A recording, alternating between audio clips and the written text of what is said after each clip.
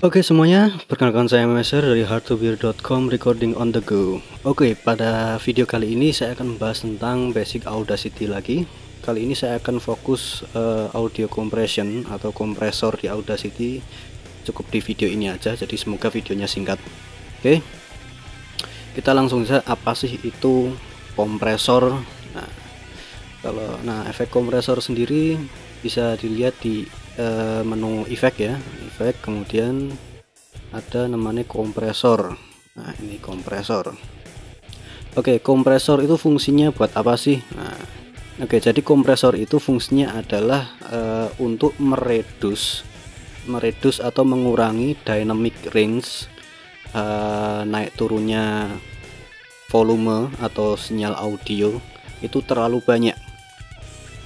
Nah, misal di sini saya udah punya track, ini adalah track gitar melodi yang ada di video saya yang judulnya Rindu itu, Farhan featuring Amos Project tahun 2017. Nah, di sini kita lihat ada yang sinyalnya kecil, ada yang tinggi ya, ini besar ya ini ya. Kemudian dia ngecil lagi, terus ada yang besar lagi, ngecil lagi, ada yang besar lagi kayak gini. Jadi dynamic range-nya terlalu banyak. Coba kita dengerin.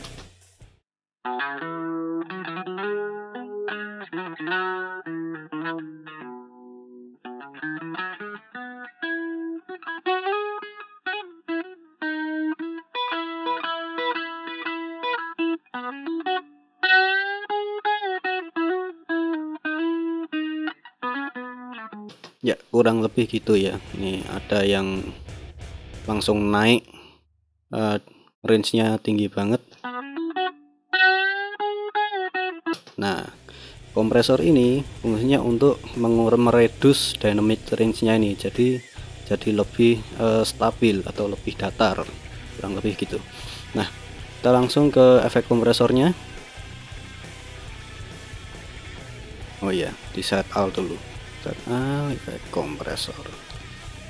Nah, ini adalah tampilan kompresornya. Nah, yang pertama di sini adalah ini merupakan display visualisasi dari settingan yang ada di bawah sini.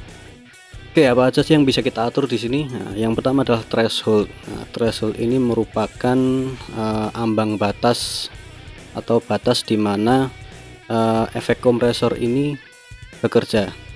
Nah, di sini satuannya desibel ya. Semisal ini minus 21 desibel, berarti kompresor ini akan bekerja mengkompres ketika sinyal audio melewati thresholdnya, yaitu melewati minus 21 desibel. Nah, kemudian di bawah ini adalah noise floor. Nah, ini adalah batas background noise. Nah, misal sinyal audionya noise-nya ada berapa desibel sih? Nah, kita atur ini di atasnya, noise floor. Nah, nanti ketika kita melakukan compressing, kemudian ada gain amplification atau kompresor ketika menaikkan gainnya setelah mengkompres, noise ini tidak akan terlalu banyak ikut naik.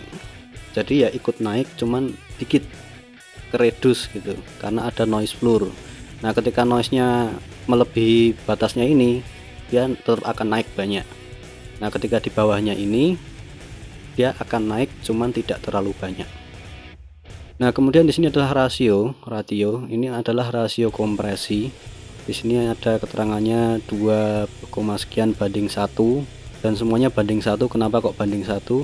Nah, ini saya jelaskan. Misal di sini settingannya adalah 3 banding 1. Itu berarti kompresor akan mengompres ketika sinyal melebihi threshold 3 desibel, dia akan dikompres menjadi 1. Nah, terus kalau sinyalnya lebih dari 3, misal 6 desibel gimana? Kalau melebihi 6 desibel dia akan dikompres menjadi 2. Kayak gitu.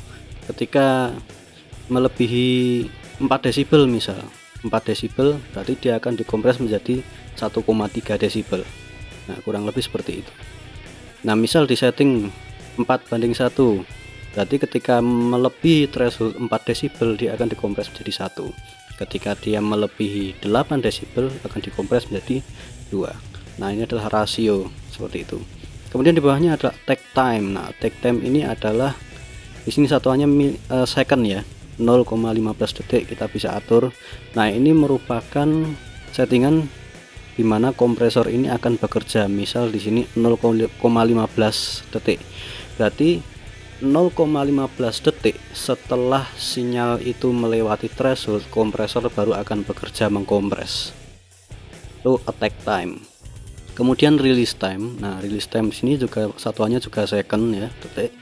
Di sini keterangannya 1,9, kita bisa atur. Ya. Nah, release time ini merupakan waktu di mana kompresor akan merilis, akan berhenti mengkompres. Itu setelah 1,9 detik sinyal itu sudah tidak lagi melewati threshold. Setelah sinyal tidak melewati threshold, maka 1,9 detik kompresor akan berhenti mengkompres. Nah, di sini ada make up gain sama compress based on peak. Nah, di sini make up gain ini fungsinya adalah ketika setelah melakukan compressing, dia akan mengamplify atau menguatkan dari sinyal audio itu peaknya menjadi 0 desibel. Nah, di sini ada compress based on peak, berarti dia mengkompres berdasarkan peak dari waveform audio ini. Oke, kita coba langsung kita praktekkan dan efeknya nanti jadi seperti apa. Nah, sebelumnya ada satu hal yang perlu diperhatikan ketika teman-teman mau mengkompres ya, yaitu adalah ini audio yang teman-teman miliki ini sinyalnya ada berapa desibel seperti itu. Nah, kita menggunakan playback levelnya ini untuk melihat. Coba kita play.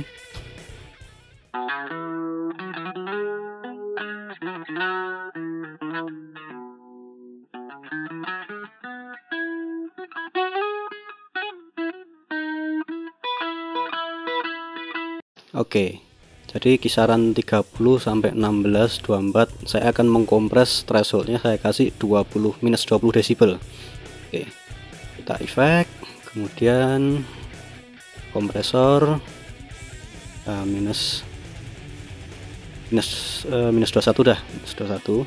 Kita coba tidak make up gain for 0 decibel after compressing ya, kita kompres saja, tidak make up gain, kemudian kita klik OK.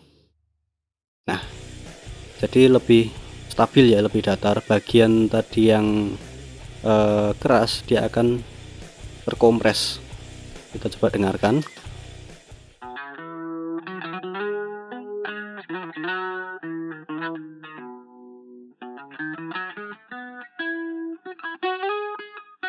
Kita coba cek bagian yang keras tadi.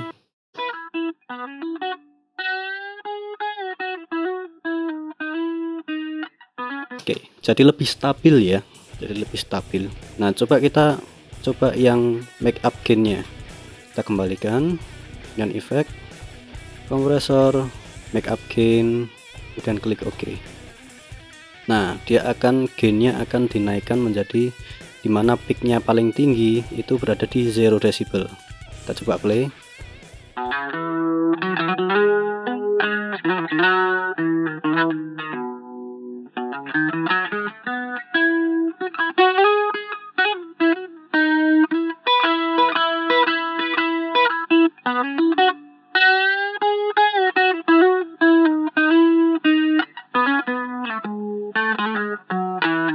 Oke, itu tadi ya, jadi itu tadi fungsi dari kompresor di Audacity. Sebenarnya juga sama dengan kompresor di DAW lain, sama, cuman kadang-kadang mungkin interface-nya berbeda, mungkin ada yang nggak ada threshold-nya mungkin. Nah, kalau nggak ada yang threshold-nya itu dia pakai range dimana si kompresor ini akan bekerja di berapa desibel sampai berapa desibel, jadi pakai range. Jadi semakin kita naikin gainnya semakin tinggi atau inputnya semakin tinggi, maka semakin banyak yang akan terkompres, seperti itu. Oke, cukup sekian video saya kali ini. Bila kamu merasa terbantu dengan video ini, share video ini ke semua orang yang pernah kamu temui selama hidup kamu. Jangan lupa subscribe, dan sampai jumpa di video saya selanjutnya.